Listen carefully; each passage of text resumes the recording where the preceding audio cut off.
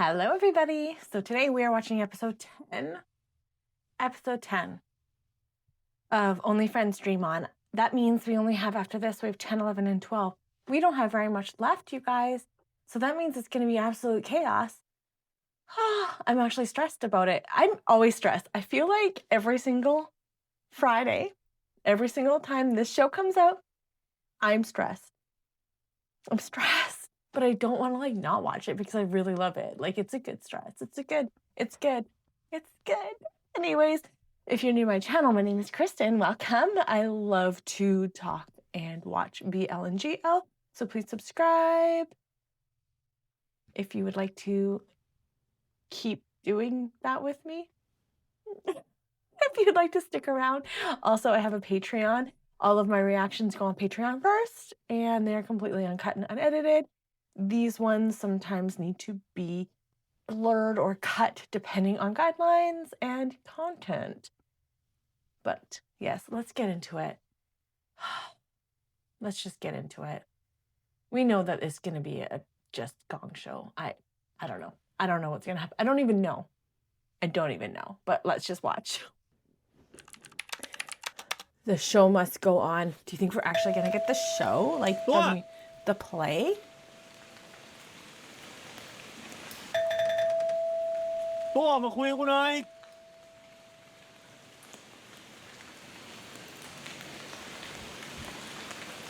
ตัวออกมาคุยกับกูหน่อยตัวไอ้ตัวกูรู้ว่ามึงอยู่ข้างในออกมาคุยกับกูหน่อย Tua, come on and talk to him. มึงมาหาไอ้ดีนเหรอ Oh, Tua ไปหา in ที่ his อื่นเหรอ shorts. กูไล่มันออกจากบ้านไป กู แล้ว ไม่ได้มาหาไอ้ดีน Looking for กูมาหามึง Dean. ให้กูเข้าไปคุยกับมึงข้างในได้ไหม ไม่อะมึงกลับไปเถอะ ตัวกูโทรหามึงตั้งหลายสายอ่ะมึงก็ไม่รับ มึงก็เลิกโทรดิ กูขอโทษตัวมึงให้โอกาสกูอธิบายได้ปะวะมึงจะให้กูพิสูจน์ความจริงอะไรยังไงก็ได้ กูไม่ได้ต้องการอะไรจากมึง มึงไม่ต้องมาทำอะไรให้กู แล้วก็ไม่ต้องมาพิสูจน์ที่อะไรด้วย มึงกลับไปได้แล้ว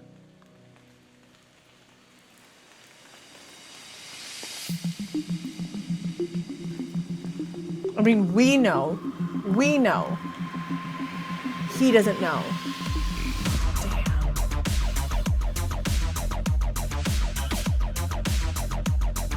เมื่อคืนมึงนอนนี่เหรอวะสั้น จะนอนไม่นอนอ่ะ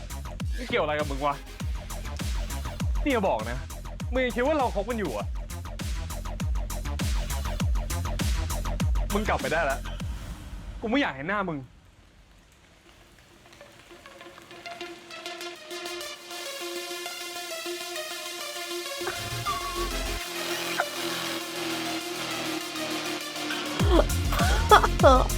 Bastard. That. ถึงใครว่าร้อนแต่ฉันชอบใจ Jack, come on. น้องขออีกแก้วหนึ่ง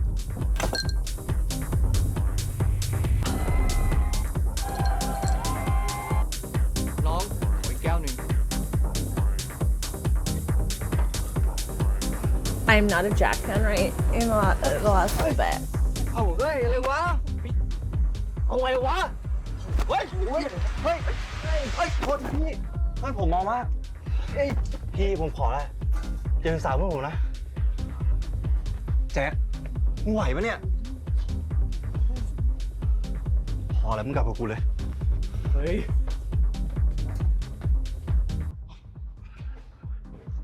โอ้โหมึงไหวปะเนี่ยอ๋อเราอยู่นี่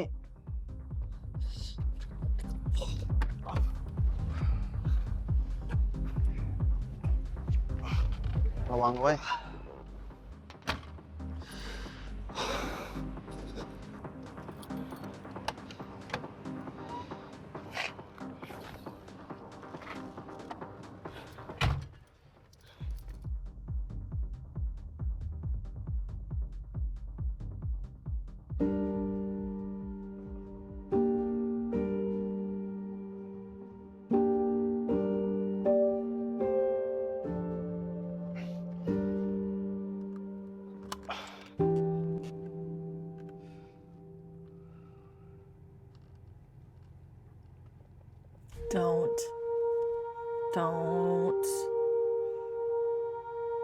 if someone took a picture of that and spread it all around.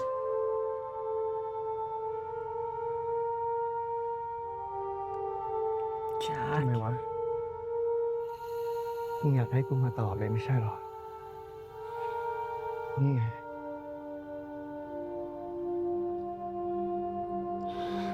Continue on your redemption Yeah, arc.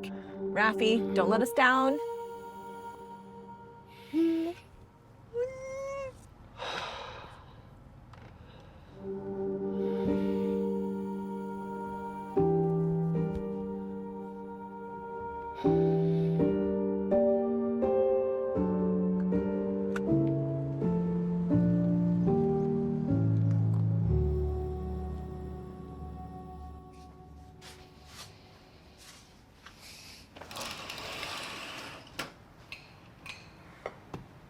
That's a nice house.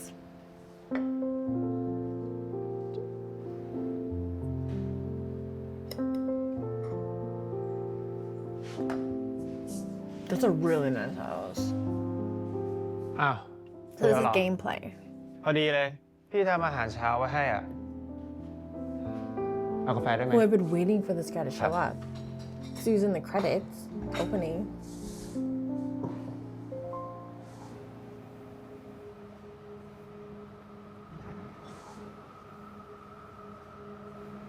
ตอนนี้พร้อมจะเล่าให้พี่ฟังหรือยัง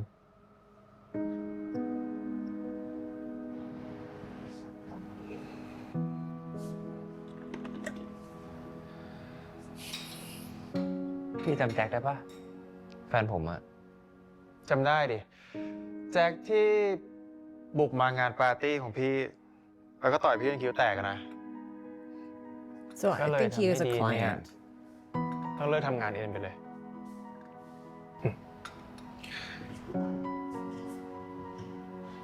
ตอนนั้นมันจับได้อะพี่ ว่าผมแอบทำงานเอ็น มันก็เลยโมโหมากอะพี่ งานเอ็นก็ไม่ได้ทำแล้วนี่ครับตอนนี้มันเกิดอะไรขึ้นอะ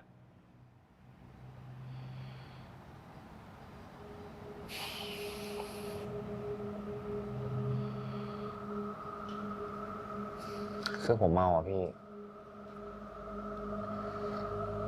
แล้วผมก็เกือบจะจูบกับเพื่อนที่เล่นละครด้วยกันอะและที่สำคัญนะ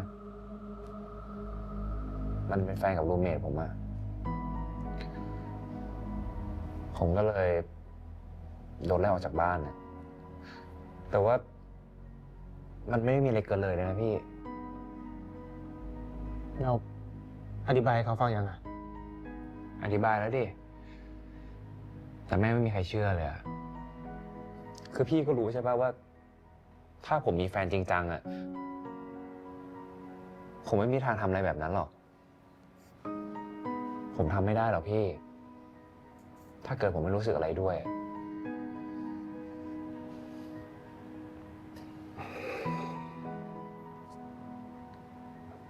ตามสบายนะดีน ดีนก็รู้ว่าพี่ต้อนรับดีนเสมอแหละ มีอะไรกันเถอะ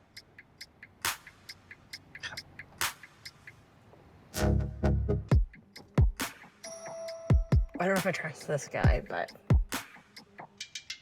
let's see. I feel bad for Dean. I know I've already said it. I'm Team Dean right now. I kind of think Dean has been my favorite character this entire time. Also, Mix is playing him so freaking amazingly.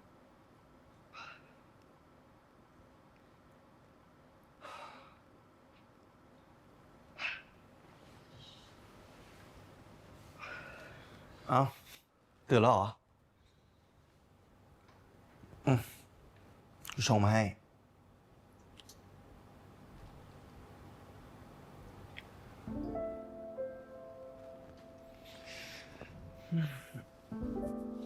พอดีกูเห็นถุงมัทฉะอยู่ในครัว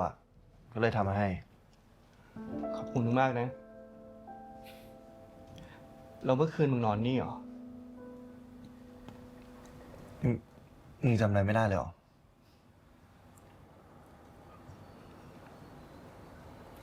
แล้วเมื่อคืนกูกับมึง I don't think they did. เดี๋ยวกูเรียกรถกลับก่อนดีกว่าไปเจอกัน He's ที่ not สนาม gonna say anything.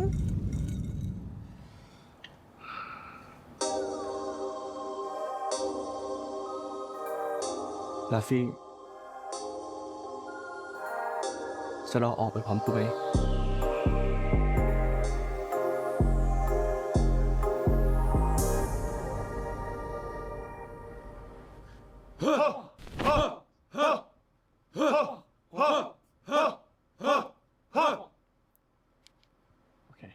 ขอเช็คเสียงแป๊บนึงนะ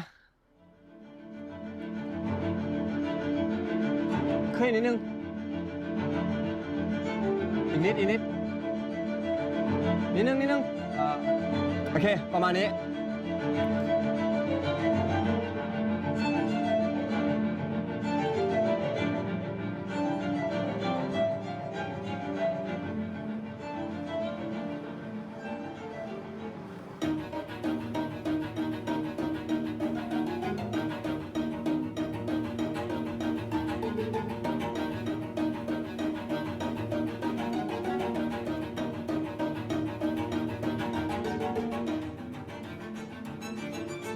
เอ้าไอ้แจ็คมึงเจอลาฟี่หน้าโรงละครเลยเดินเข้ามาพร้อมกันใช่ไหมล่ะดูโปร Timmy. เดียวกันก็ต้องสนิทกันแบบนี้แหละเนาะถูกแล้ว กู2 คนมาพร้อมกันน่ะ Oh my god. ไม่แน่นะ จบเรื่องเนี้ย กูกับลาฟี่ Oh my อาจ god. จะคบกันก็ได้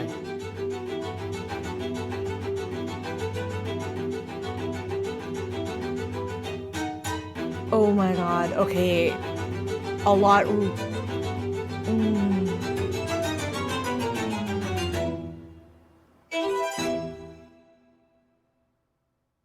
Rafi, มึงว่าแจ็ค come กับลาฟี่ on. จะคบกันจริงปะคงงั้นแหละ กูว่านะ คงเป็นมันนี่แหละที่ปล่อยคลิปทำให้เขาเลิกกันอะโหโคตรแย่ว่ะ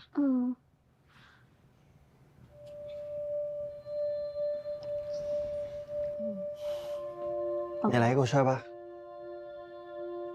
ไม่เป็นไรอะเดี๋ยวพวกเราทำเอง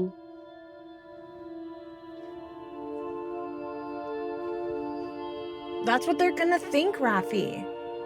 That's what they're gonna think.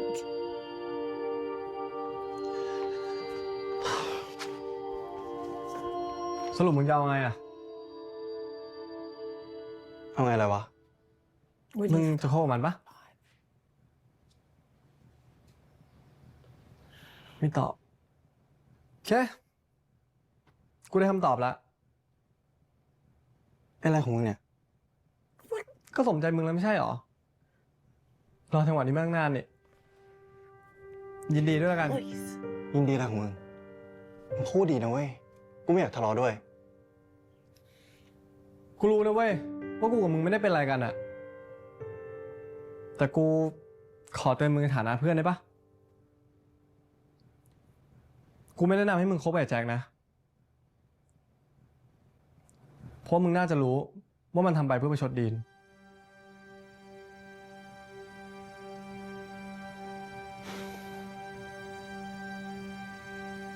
แล้วมันไงวะ นี่เมื่อตอนนี้กูก็ไม่ได้มีใคร ส่วนในแจ็คก็ต้องการกู กูก็มีสิทธิ์ปะ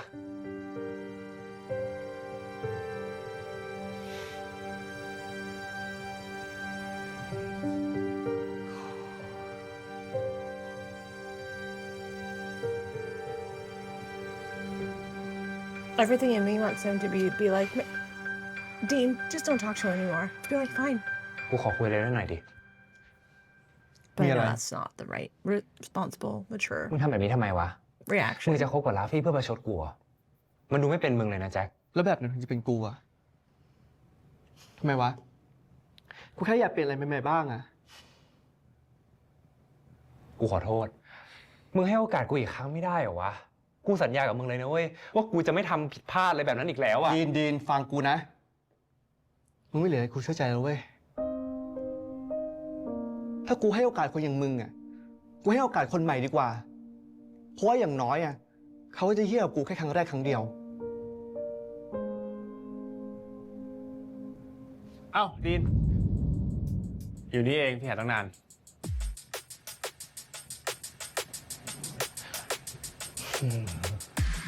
ว่าไงพี่ แล้ว มาได้ไงอะครับ ยังไม่ถึงเวลาเลยไม่ใช่หรอ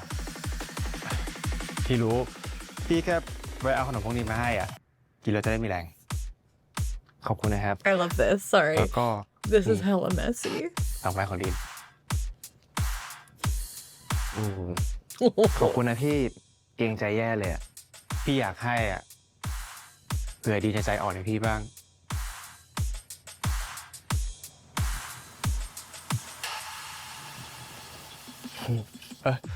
วันนี้แสดงวันแรกนี่คงตื่นเต้นกันน่าดูสินะ นักแสดงของผมไม่มีใครตื่นเต้นหรอกครับเขามืออาชีพพอ เอาไปเว้ยพวกเราทุกคน เตรียมตัวใกล้แล้ว I love Jimmy's just like พี่เกมเพลย์เขาเอาขนม probably มาฝากทีม watching งานอะ all of this happen around him and is like, oh my ขอบ god. คุณนะครับ For the love of งั้น God, เดี๋ยวผม everyone เอา just ไป pull it ให้ทีมงานให้ together. นะพี่ ถ้าเสร็จธุระแล้วเนี่ยรีบกลับได้เลยนะครับ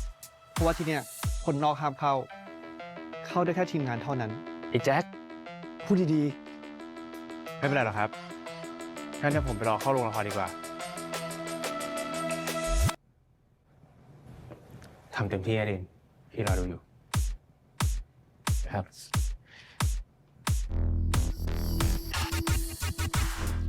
เดี๋ยวเข้าไปแล้วมึงรีบตามมาด้วย I'm ไป sorry. ไป I ไป don't เตรียม even ตัวเตรีย care. มตัวสแตนบาย Get messy. Get messy. You're all a big mess. This is crazy. Like, this is so crazy. Hãy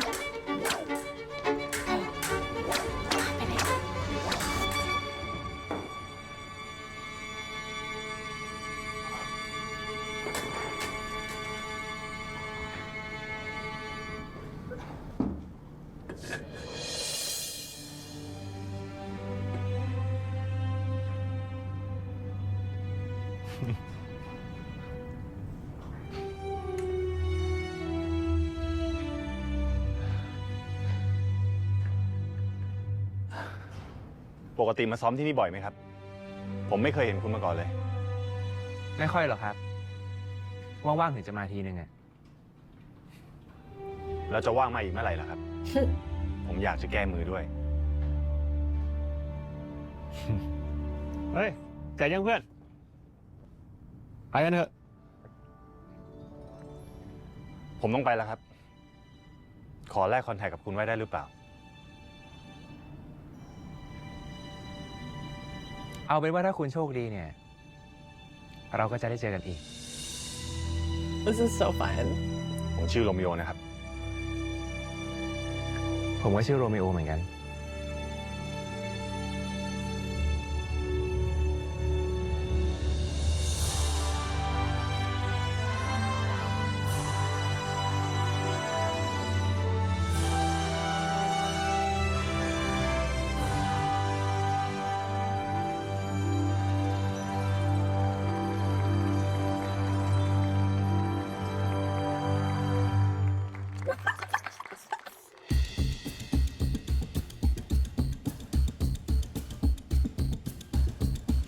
Oh my god, the turmoil is not what you want on opening night. พวกมึงกับบอสตันนี่ยังไงวะ มึงกลับไปคุยกับมันเหรอ เรื่องของกูปะเห็นเกี่ยวกับมึงเลย ไม่เกี่ยวกับกูได้ไงวะตัว เราสองคนยังไม่ได้เคลียร์นะเว้ย กูคบกับบอสตัน คบกันเลยเหรอ แล้วมึงจะทำไมวะ God, พยายาม they're เพื่อคน so อื่นมามากพอ rash. แล้วอะกูอยากลองให้โอกาสคนที่พยายามเพื่อกูบ้าง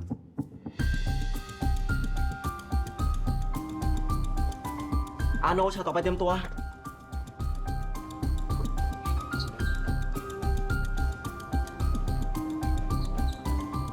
เร็วดิ โรมิโอมึงรออยู่อะ Oh my god. I'm sorry, guys. I am just like, pull it I don't together. อ่ะ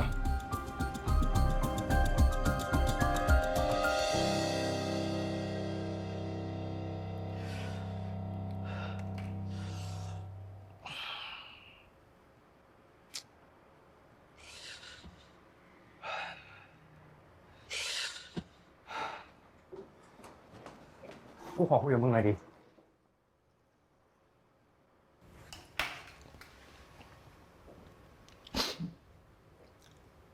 ถ้าเป็นเรื่องละครน่ะ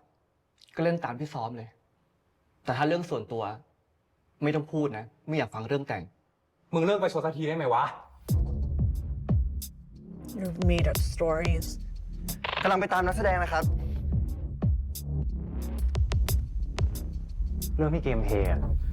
มันไม่เป็นอย่างที่มึงคิดนะเว้ย กูไม่มีที่ไปแล้วอ่ะ กูก็เลยต้องไป ต้องกลับไปตายรัง คนอย่างมึงเนี่ยนะ คนอย่างกูมาทำไมวะ ก็เป็นตัวละครที่เดาง่ายไง มึงเดายากมากมั้ง กูอ่านออกนะเว้ย ว่ามึงเอาไอ้ลาฟี่มาประชดกูอะใช่เปล่า ดีน อยากสำคัญตัวเองดิ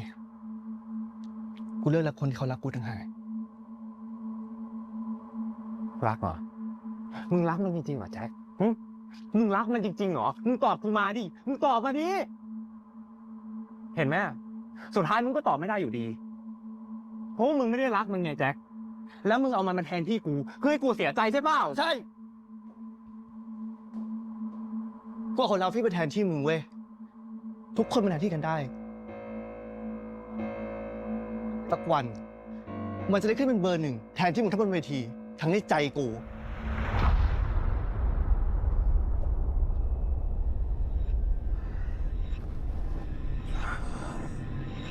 The way that they're at each other, it's like, did you ever really like each other even at all? Yet, you know,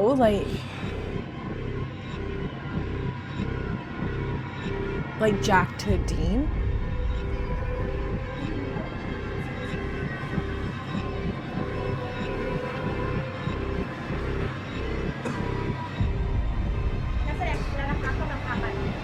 Is he okay?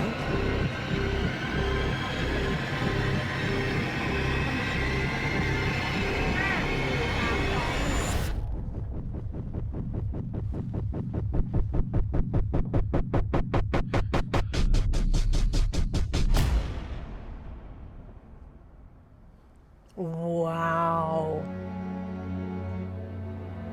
Mix, come on. มาเจอกันในที่แบบนี้ Wow. ไม่กลัวเหรอ Guys. ก็ถ้าเกิดรักแล้วเนี่ย ทำไมต้องกลัวด้วยล่ะ คุณรีบกลับไปได้ละ เดี๋ยวคนอื่นก็มาเห็นหรอก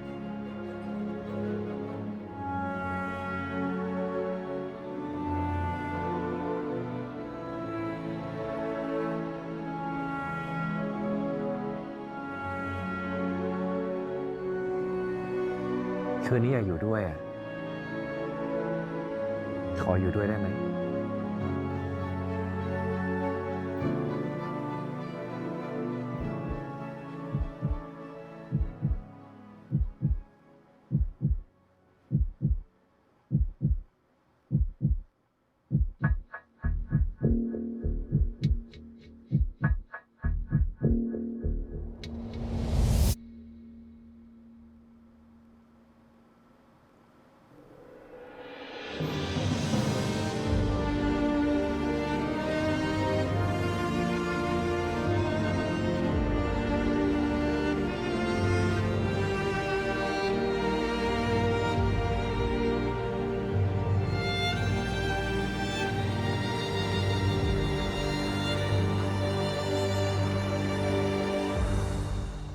การแสดงจะพักครึ่งเป็นเวลา 15 นาทีนะครับ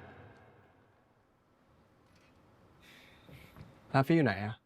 มึงต้องเป็นคนพูดไม่ใช่เหรอ ก็มันหายไปไหนไม่รู้เนี่ย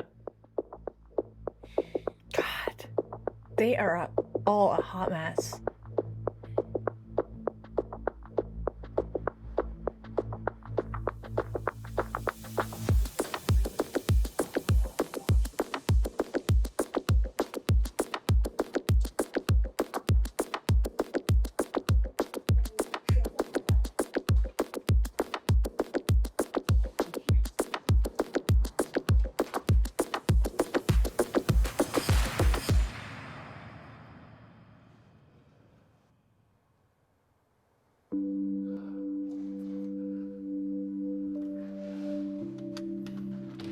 เป็นไรปะเนี่ย ไม่ใช่เป็นไร ไม่ได้เป็นไรแต่ร้องไห้เนี่ยนะ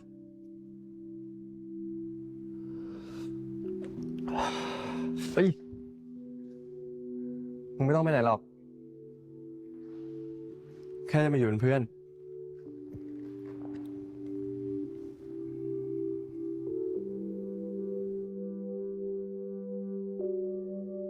ถ้ามีอะไรระบายกับกูได้นะ แต่กูไม่มีทิชชู่นะในแขนเสื้อเนี่ย เอาไปเช็ดก่อนก็ได้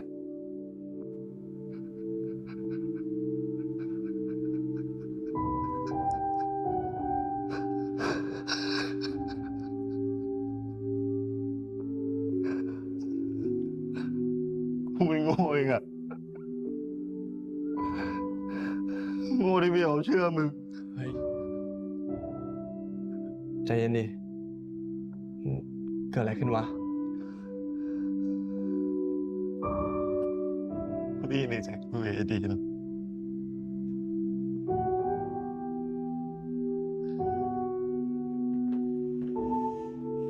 สำหรับไอ้แจ็คแล้วกูเป็นได้แค่ตัวแทนของไอ้ดีนะ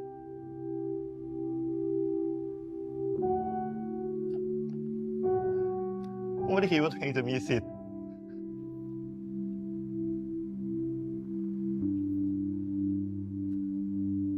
ด่ากูดิ He's not gonna yell at you. บอกมึงด่ากูไงบอกมึงด่ากูดิ He would never do that. He hasn't done that. Ugh, these two.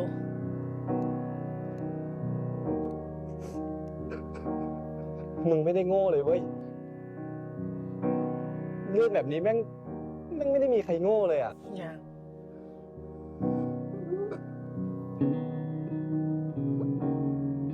ทำไมกูต้องโดนแบบนี้ด้วย มึงอย่าคิดแบบนั้นนะเว้ยล่ะพี่ มึงแม่งไม่ควรจะต้องมาเจอความรู้สึกแบบนี้ด้วยซ้ำอ่ะ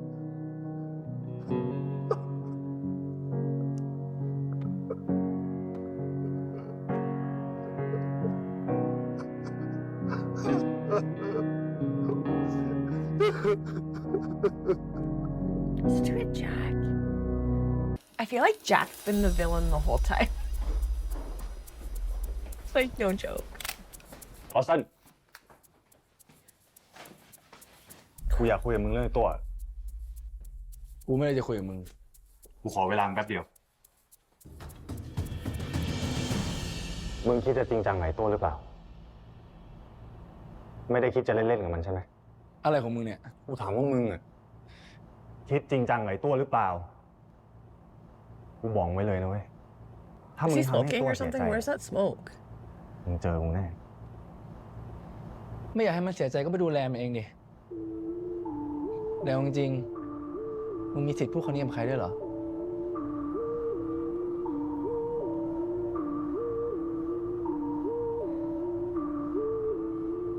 กูกับไอ้ตัวไม่ได้คบกัน มึงหมายความว่าไง อย่างที่กูพูดแหละ กูกับไอ้ตัวไม่ได้เป็นอะไรกัน แล้วที่มึงไปค้างบ้านมึงวันนั้นอ่ะ กูก็ไปนอนเป็นเพื่อนมันเฉยๆเพื่อนเสียใจจะเป็นจะตายขนาดนั้นน่ะแล้วมึงจะปล่อยมันอยู่บ้านคนเดียวเหรอ ถึงกูจะเคยอยากได้ไอ้ตัวเนี่ย แต่กูรู้ตอนนี้ไม่ใช่เวลาของกู แต่ถ้ามึงช้า ไม่แน่นะ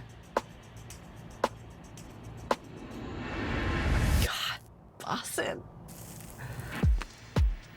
What is it about ดู this คนรู้แล้วบอกว่า character? ไอ้ตัวมารักมึงขนาดไหนอะมันไม่เสียใจขนาดนั้นหรอก กูบอกมึงแค่นี้นะ Neil is just the perfect Boston. I don't know what else to จะ say. เป็นองค์สองของเราแล้วนะ ทุกคนห้ามพลาดเด็ดขาดทำตามที่เราซ้อมไปเลย โอเคไหมโอเค ส่วนตรงนี้ Yeah, Rome. Thank you. Thank you. Finally. Sorry, I don't know. He is. มึงมีปัญหากับดีนแล้วมึงลากคนอื่นเข้ามาเกี่ยวข้องทำเหี้ยอะไร มึงทำแบบนั้นกับลัฟฟี่ได้ไง มึงให้มันมาเป็นตัวตายตัวแทนของดีนได้ไง แล้วมันเดือดร้อนเหี้ยเลยวะเขายังไม่ได้พูดอะไรเลยด้วย มึงไม่เห็นไม่ได้แปลว่ามันไม่เสียใจนะเว้ย ถ้ามึงจะพังมึงก็พังลงไปคนเดียว ไม่ต้องลากคนอื่นเข้ามาพังด้วยไอ้แจ็คที่มันไอ้สัตว์หยุดพอได้แล้ว กูขอนะพวกมึงอะมึงอย่าเพิ่งตีกันจังหวะละครจะ Oh จบ my ได้ไหม god, วะ to me it's literally like this is แค่ hell. นี้กูก็มีปัญหาที่ต้องตามแก้ไม่หวัดไม่ไหวแล้วนุ้ย แค่ทำตามหน้าที่ของตัวเอง มันยากนะหรือไงวะ ไปครึ่งหลังจะเริ่มละแยกย้ายไปเตรียม The ตัว play is like it's intermission. ไป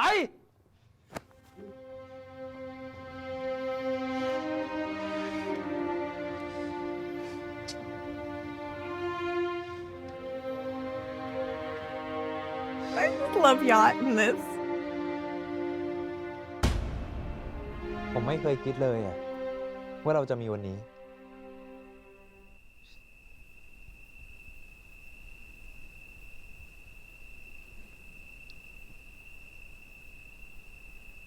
คุณจำที่ผมเคยพูดกับคุณได้ไหม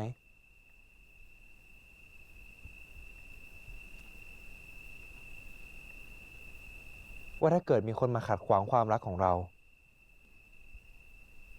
ผมก็จะสู้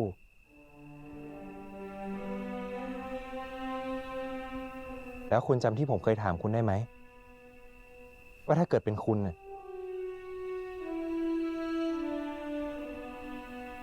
คุณจะสู้เพื่อเราหรือเปล่า คุณบอกว่าถ้าเกิดคุณสู้ไม่ไหวเนี่ย คุณก็จะพาเราหนีใช่ปะ ผมอยากจะหนีไปกับคุณนะ อยากจะเริ่มต้นใหม่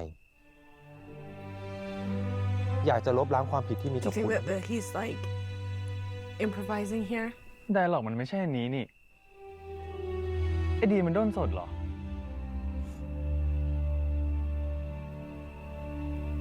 Catch up, Timmy. That's his name, right?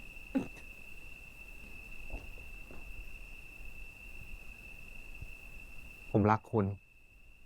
แล้วผมก็เชื่อ ว่าถ้าเรายังรักกันเนี่ย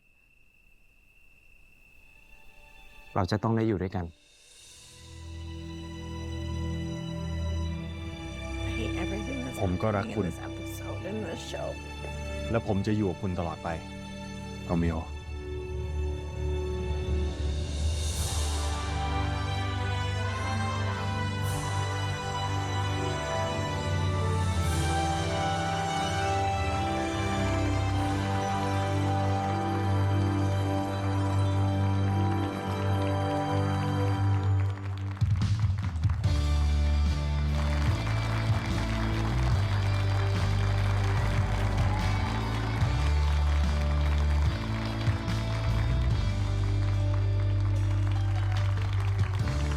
Living on the far side of town, sharing a dream with anyone. She's made it through heaven, she's made it through hell. It's just another story to tell. Have you ever felt you're missing the dream?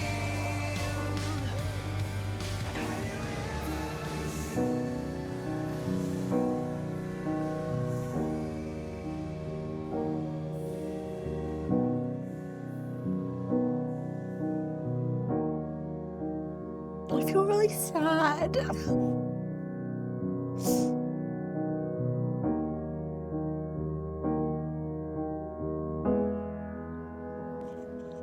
don't know why. They're all hurting.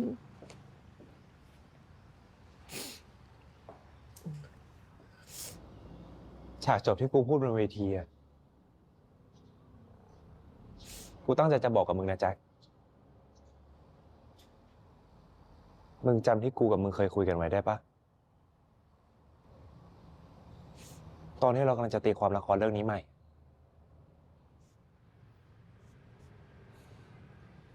กูไม่ชอบให้ใครเล่นนอกบท แจ็คเราเป็นเหมือนเดิมได้ปะวะ Man. ไม่เอาแบบนี้แล้วได้ปะ นี่ไงเหมือนเดิม มึงกลับไปหาพี่เกมเพลย์ของมึงเหมือนเดิมเลยไง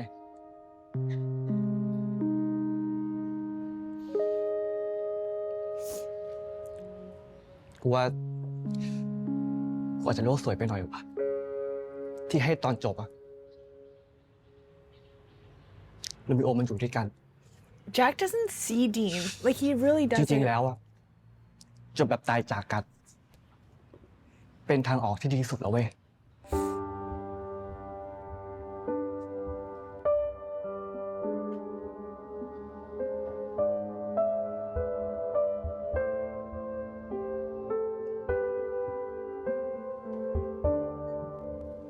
ไง กลับกับกูปะเดี๋ยวขอเคลียร์ของแป๊บนึง ลอฟฟี่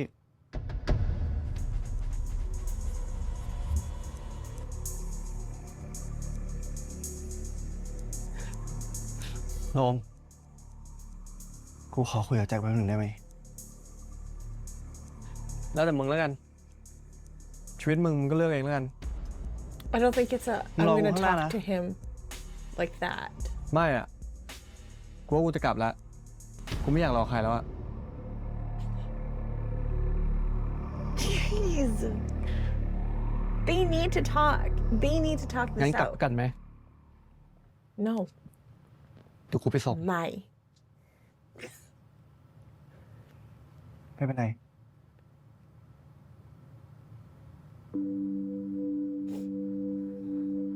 กูขอโทษนะ ที่มึงต้องมารู้เรื่องที่กูคุยกับจีน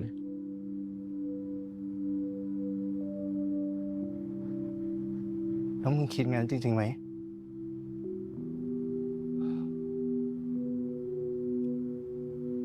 มึงอยากเอากูมาเป็นตัวแทนของไอ้ดีจริงๆใช่ไหม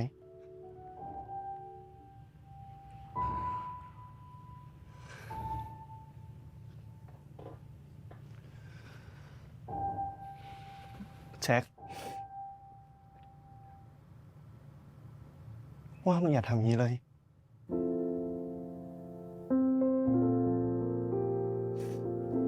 อย่าเอาชนะมันด้วยการให้กูต้องมาเจ็บกับเรื่องนี้อีกคนหนึ่งเลย Good for him.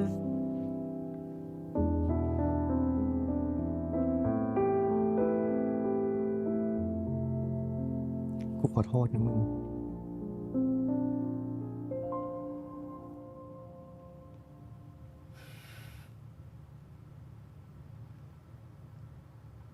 กูเข้าใจมึงนะเว้ย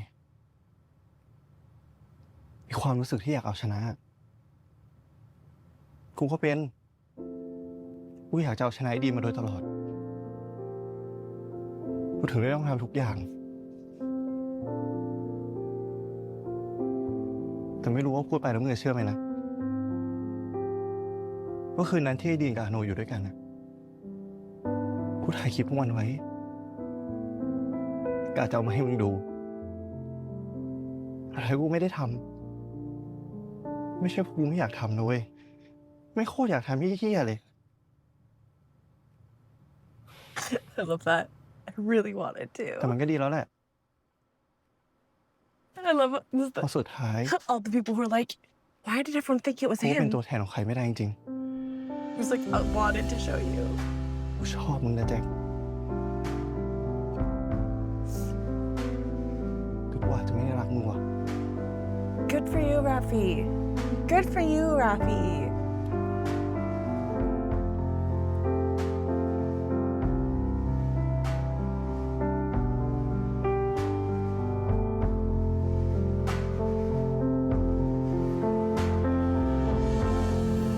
ก็ตามนั้น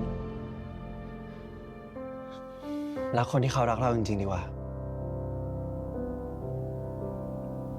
ตัว มึงยังไม่กลับอีกเหรอ ทั้งโรงละครเขากลับกันหมดแล้วเนี่ย เดี๋ยวกูเก็บของแป๊บนึงอ่ะ ยังไงกูฝากปิดไฟโรงละครให้ด้วยนะ ได้ เจอกัน โอเคเจอกัน บ๊ายบาย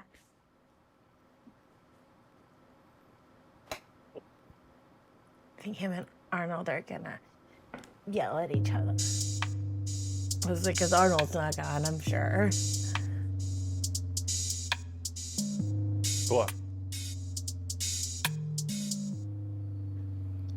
กูรู้แล้วนะ ว่ามึงกับบอสตันไม่ได้คบกันอะ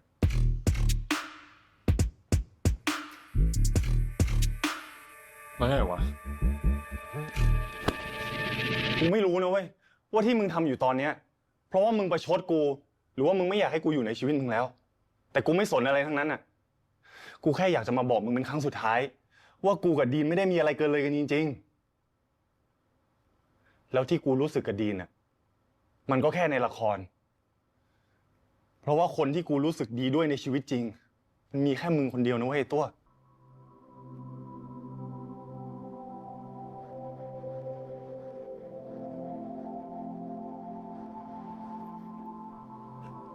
มึงรู้ใช่ปะ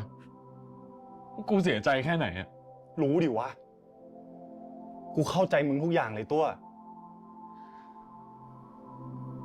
แต่กูขอร้องนะ I'm so stressed. ให้โอกาสกูเถอะนะ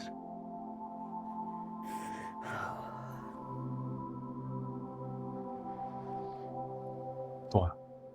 กูรักมึงนะเว้ยแล้วกูก็รู้ว่ามึงก็รักกู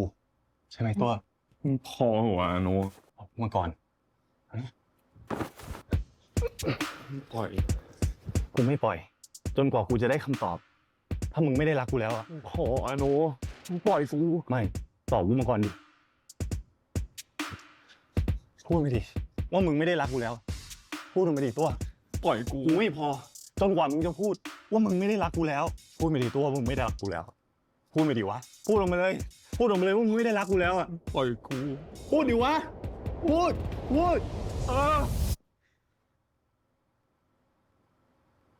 รักมึง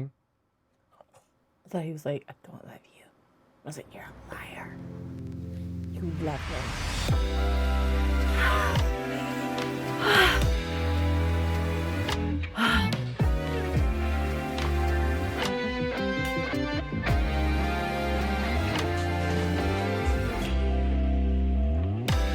Thank God.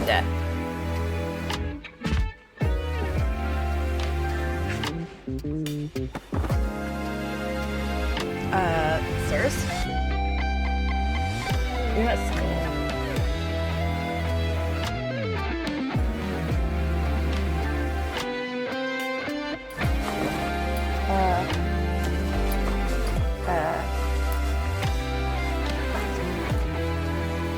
School.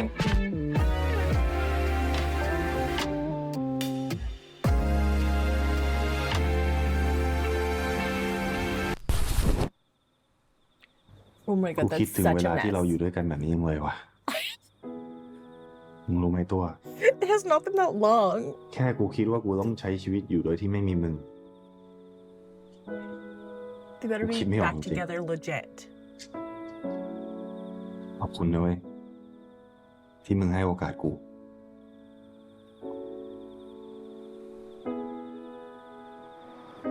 จริงปะกูยังไม่รู้เลยอะว่าที่กูทำไปอะกูให้โอกาสมึงหรือเปล่า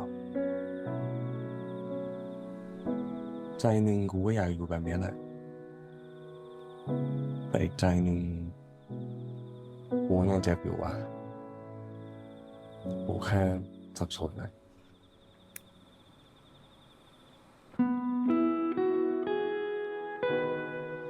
กูขอโทษว่ะที่กูทำให้มึงต้องรู้สึกแบบเนี้ย มึงก็ต้องขอโทษกูแล้ว กูแค่ต้องใช้เวลาหน่อย งั้นมึงก็ใช้เวลาเต็มที่ได้เลยทั่ว แต่กูขออยู่ข้างๆมึง ให้กูได้ดูแลมึง แบบเนี้ยนะ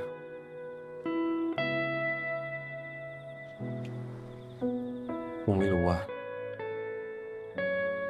กูเพิ่งเคยรู้สึกแบบนี้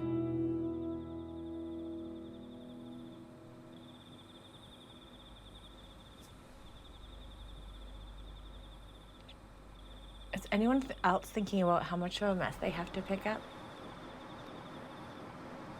กูว่ากูขอกลับไปคิดทบทวนตัวเองหน่อยดีกว่าว่ะ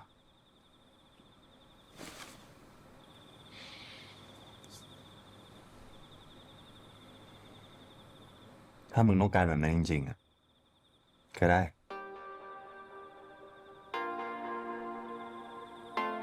กูเองก็จะพยายามเต็มที่ ให้มันกลับมาเป็นเหมือนเดิมเหมือนกัน ให้มันกลับมายิ้มเหมือนเดิม That's what I would like for the rest of their episodes to be. Just him like pursuing Tua and being like really sweet. And them falling in madly and deeply and more in love. And them not fighting. Okay, deal.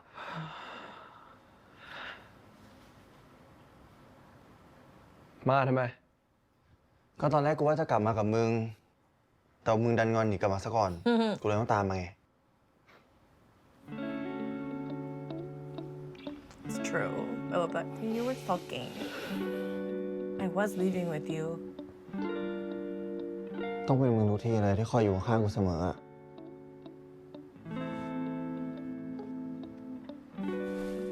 ขอบคุณนะ ขอบคุณที่มึงยอมเจ็บตัวเพื่อกู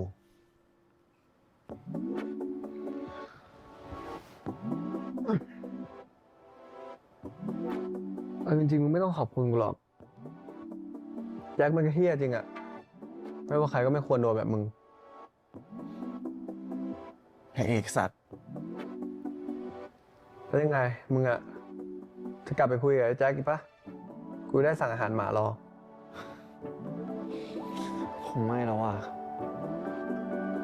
กูว่า กูจะเปิดใจให้คนใหม่ๆดู หรือไม่ก็ คนที่เขารอกูจริงๆ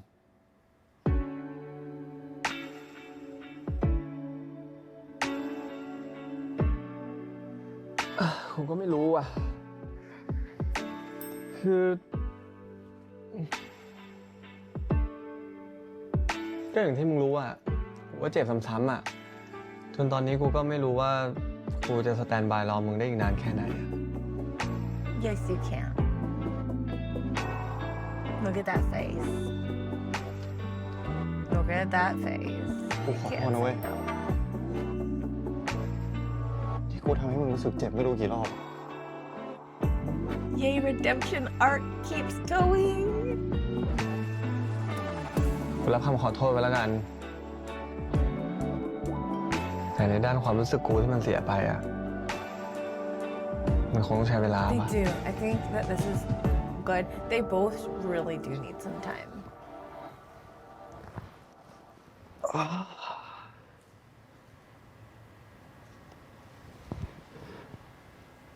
กูเข้าใจนะเว้ย งั้น ต่อไปนี้กูจะจีบมึงเอง Yes, that's really me. กูจะทำให้มึงกลับมาหลงกูอีกรอบให้ได้ เช่ลองดู ต่อให้ใจอยากจะหนีให้ไกลสักแค่ไหนอยากลบเธอออกไปสักเท่าไหร่ให้ชัดว่าในใจ ก็อย่างที่ผมบอกอ่ะ ผม Good. ไม่สแตนบายเป็นตัวสำรองใครแล้วนะ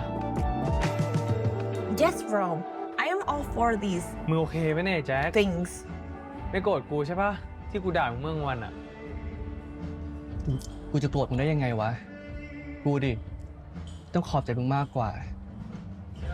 ที่แม่งช่วยเตือนสติกูอะไม่งั้นละครวันเนี้ยออกมาเละเทะกว่านี้แน่ That was a mess. แต่มึงนี่แม่งก็เก่งนะ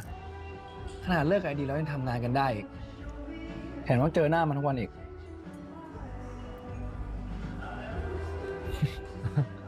กูว่ากูเข้าใจผิด มันไม่น่าทำได้ว่ะ ไม่รู้เหมือนกันวะกูเคยบอกกับทุกคนนะเว้ย ว่าให้แยกแยะเรื่องงานกับเรื่องส่วนตัว แต่แม่งตอนเนี้ยเป็นกูเองที่แม่งทำไม่ได้ เอาหน้า มึงรู้ตัวก็ดีแล้วไง ยังไงมึงกับไอ้ดีนก็เป็นเพื่อนรักกูทั้งคู่นะเว้ย เอาตรงๆนะ กูแม่งไม่อยากให้มึงสองคนเลิกกันเลย ปวดหัวชิบหาย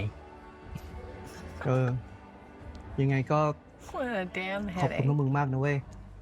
ที่มาอยู่เป็นเพื่อนกูในคืนนี้ ไม่อยากกลับไปฟุ้งซ่านที่ห้องคนเดียวว่ะ มึงบอสตัน ขอบใจมากด้วย ที่มาช่วยทำละครกูอะ ชิวมึง รเจกต์มึงแม่งก็สนุกดี เอามาเลิกดราม่าแล้วกินเหล้าดีกว่าเว้ยมาชนกู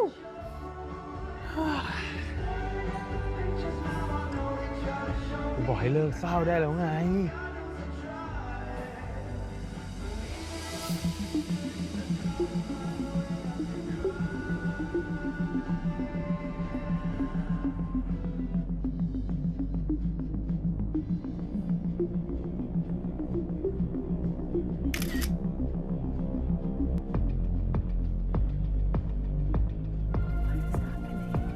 โทษนะครับ What is happening? ถ่ายติดพอดีเลยอะส่งให้ทางไหนดี นี่คือเนียนขอไลน์ปะ มาบอสตันนะ ชื่ออะไรอะ Is ชื่อวิน Mark- ครับ Is Mark here, guys? มา Is คน he เดียวเหรอ here? มาคนเดียว แต่เดี๋ยวแฟนตามมา ถ้างั้นก่อนแฟนจะมาเนี่ย ก็อยู่ด้วยกันได้ดิ Please. Please, Nick. Nick.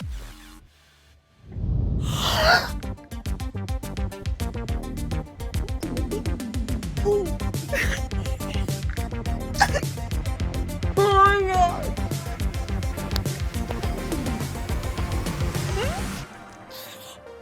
Okay. This is everything that I've been wanting right เป็น now. ไงบ้าง I'm so ไปดี happy. ไม่เจอมึงนานเหมือนเดิมเลยนะเหรอ แต่กูว่ากูไม่เหมือนเดิมแล้วนะ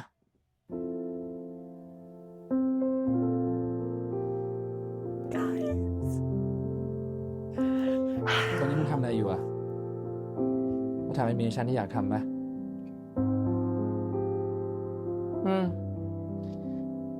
ตอนนี้ก็ทำงานเก็บพอร์ตอยู่อะ Why am I feeling emotional? I'm so happy. แล้วมึงอะไงบ้าง But oh gosh. กูเหรอก็เรื่อยๆอะมึงวันนี้ก็กลับเปิดสตูถ่ายภาพที่ไทยแล้ว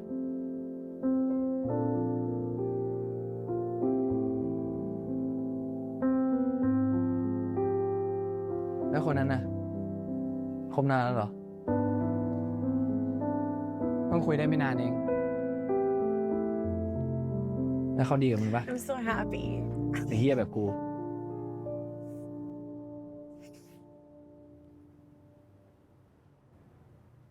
ไม่รู้อ่ะ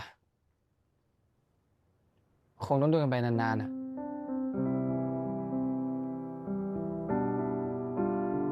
แต่คงไม่มีใครเฮี้ยกูเท่ามึงแล้วมั้ง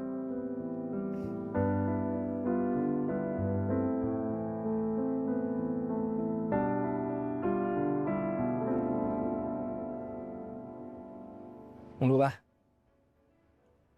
ตั้งแต่กูเลิกกับมึงอ่ะ กูไม่มีใครอีกเลยนะ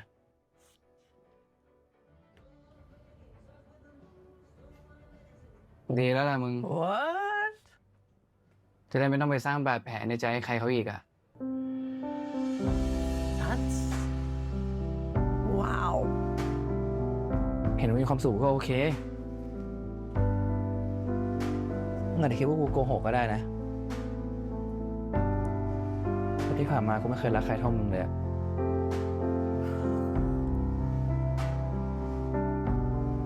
กูคิดถึงมึงนะ คิดถึงกูบ้างปะ This is crazy. ไม่ขอตอบแล้วกันนะ Of course he did. กูขอกอดมึงได้ไหม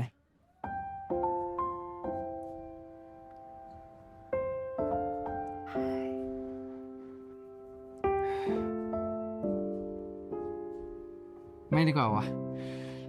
ตอนนั้นกูเต็มที่กับมึงที่สุดแล้วอะ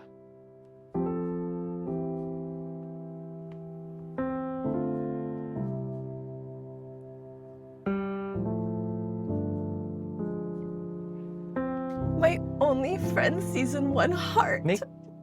คุยเสร็จยัง เสร็จละ เห็นออกมานานเดินมาฟาร์ม เข้าไปได้เล่า ไปนะ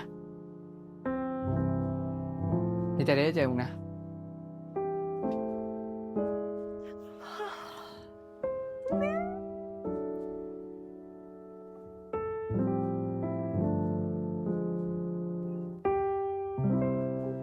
This episode is getting me in my feelings in the weirdest friggin' ways.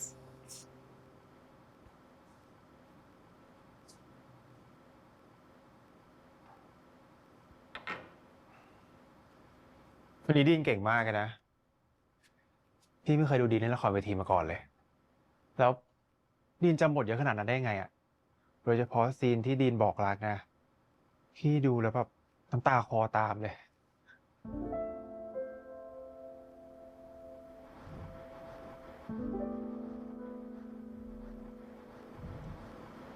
ดีน ครับ เป็นอะไรไปเนี่ย เหนื่อยมั้ง แล้วก็วันนี้มันเครียดอะ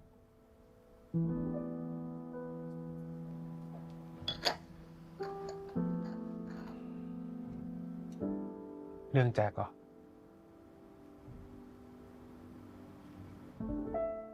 เปล่าพี่ ไม่มีอะไรดื่มมันดีกว่ามา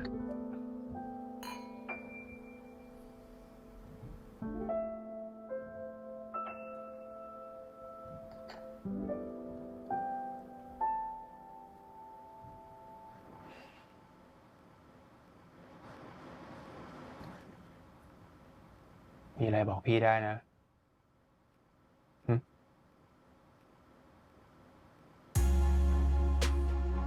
Get your hands off of him.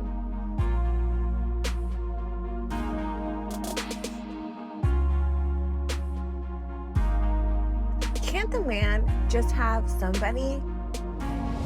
in his life just let you be? ผมเมาแล้วพี่ ผมว่า ผมไปอาบน้ำนอนก่อนดีกว่า You stay out of his bed. That was not an invitation.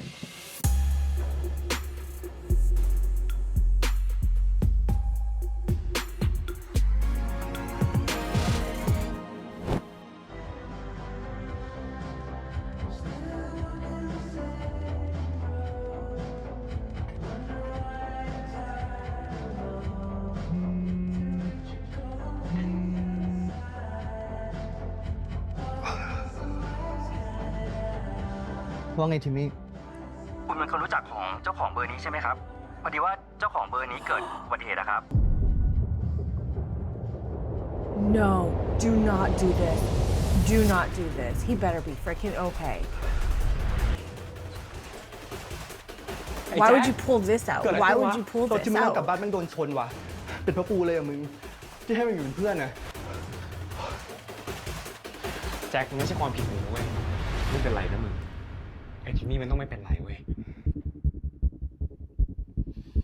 He กูอยู่นี่แล้ว better มึง be fine. กูอยู่ตรงนี้แล้ว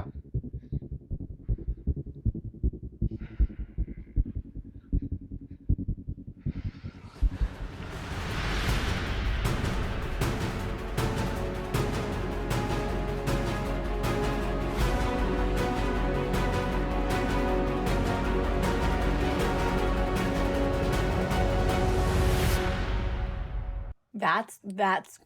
where they end it. He better be okay. So just to remember, I do not watch the previews from the next episode because they give away like way too much. I don't watch the previews, like the in-between, like the coming up next, because they give away way too much. It blows my mind how much they give away. Okay. I don't even know where to start with this. First of all, like, why was I getting so emotional and like the weirdest things just were getting me so hard in this episode? Okay. Before we even get into our main crew, can we talk about Boston? Can we talk about Boston and Nick? Because, oh my heart, because I have just been waiting. I was like, are we gonna get Nick? Is he gonna be here? Is he gonna show up? Because we've had Ray and Sand, we've had Mew and Top, and I was like, and we have Boston, and I was like, where's Nick? I absolutely freaking love how they pulled him in. That was freaking perfect. That was perfect. I tried to keep my cool. Obviously, I was freaking out. I freaking loved it. I loved everything. I loved it. I don't know how to express more how much I loved it, but I loved it so much. So like, guys, for real, oh, Nick, and like that interaction, and then Boston seeing his feelings, because we know him, and he has seemed different in this episode, in this series, but hearing like how still affected he is by his relationship with Nick, and how he felt about him, and how he missed him, and how he loved him, and he hasn't been with anybody else. Like, that's wild. That was wild. I don't know. I just love it. I love that. I just love that whole little morsel for all of us season 1 fans. Like, that was just like a little love letter, I feel like. Thank you so much for that, whoever's decision that was. Okay, all of that aside, where do we start? I'm glad Tua and Arnold are like on their way to reconciliation. They're not quite there yet. And yeah, Tua's hurt. So that's fair. But I'm glad that they're talking and they're reconciling. So I just want to move them out of the way. I think we need to talk about them too much because it just is what it is. I do have a question though, like if he is forgiving Arnold and in the process of forgiving Arnold by being like knowing what happened, etc. However, will he also be extending that forgiveness to Dean? Like, so I'm interested to see how those two will find each other again, friendship wise. Let's talk about Raffi and Rome. I'm loving the redemption arc we are getting from Raffi. I love that he still admitted that basically if he had had that video, he would have shown Jack, but he's glad he didn't, even though he effing wanted to. Like, that was really funny. But I'm so glad that he's starting to, like,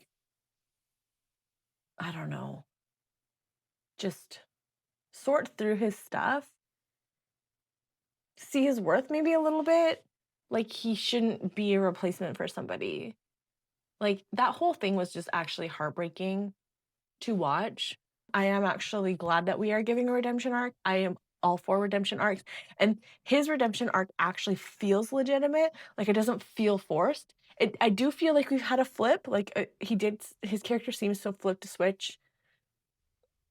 But that's also, it's not an unbelievable switch. I hope I'm making sense. I'm still reeling a little bit. But on the other side, I'm really glad that Rome is like, I'm tired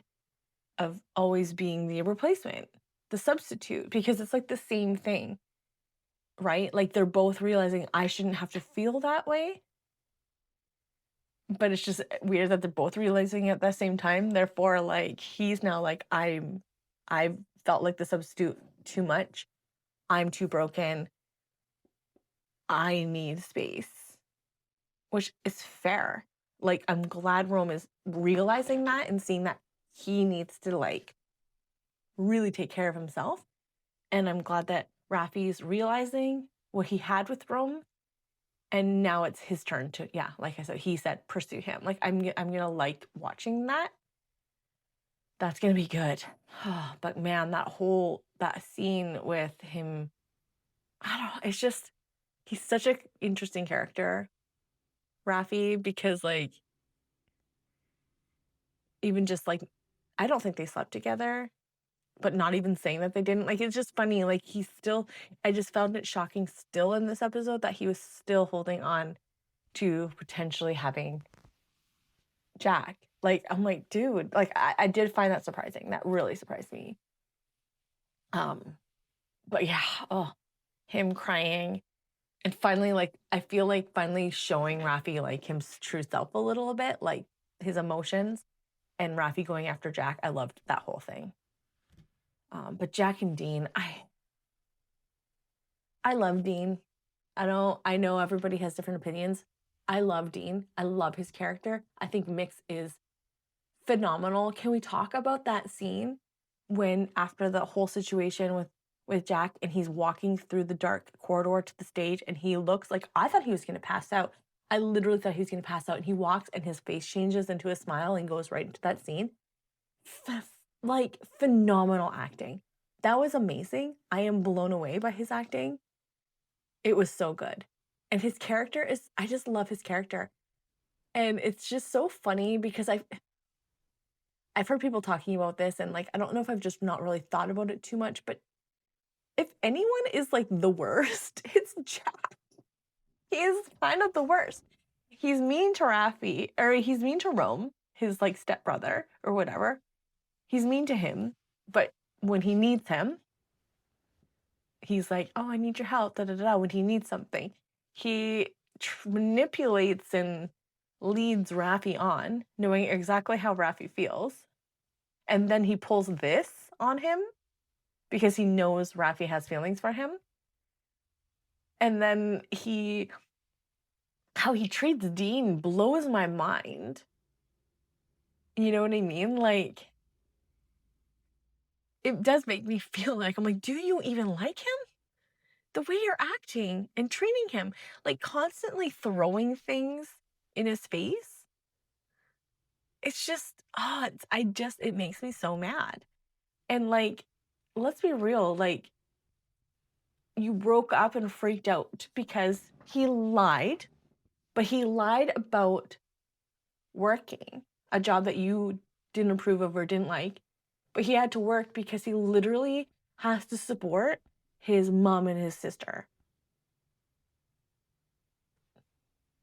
You couldn't handle it, so he didn't tell you, and he kept doing it, right or wrong, whatever.